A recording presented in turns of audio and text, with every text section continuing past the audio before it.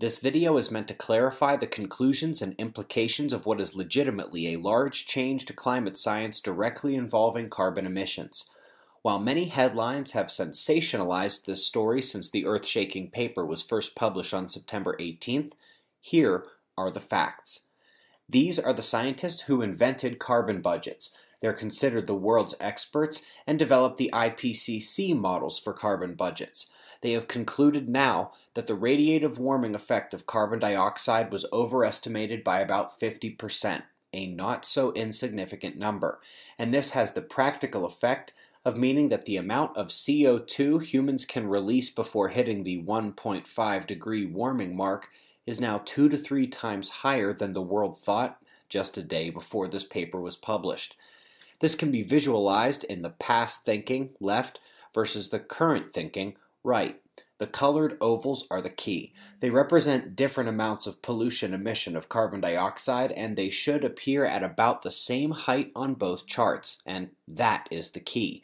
The vertical axes are what is different, and here that means that what caused a 2-degree warming in the way we used to think now is understood to only cause 1. What would have caused us to warm 3.5 degrees before, we now realize would only have a 2.5 degree warming effect, and so on. So what does this mean when the world's most respected carbon budget scientists tell us we've overestimated CO2 models by 50%? Well, here's a very simplified chart of how this all gets to your eyes and ears. They make the models, and then they use them to estimate what effects we have had and what effect we are going to have, including the direction of industry and the economic need for pollution-intensive processes. This is where the process ballooned into the now $50 billion a year industry that includes thousands of grants, thousands of scientists, thousands of papers, which informs and complements an enormous innovative and process-heavy aspect of the cost structure.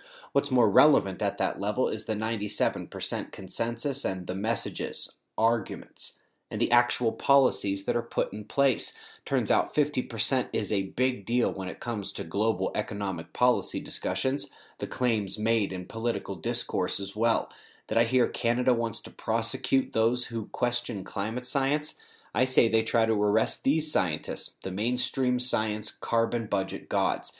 How dare this heresy spring forth from such a divine house positioned at the foundation of all climate papers and climate claims of the past decade? The media's crucifixion of anyone who would say this on September 17th was absolute and certain, and yet not one word now that the best of their own have come forth. Definitely jumped the gun on telling kids in school we know exactly what we're talking about with climate change, huh? How mad are they going to be? The important bit in all of this is that literally every mainstream climate paper discussing human effect or estimating the future temperatures or sea level rise now must be rewritten. We're talking tens of thousands of papers from dozens of countries, hundreds of universities and organizations. All have to be rewritten. One of the fundamental variables has been cut back after a 50% overestimation. And coming up in the next official climate models alongside that is this. For the first time in the history of climate models, the sun will be appropriately factored.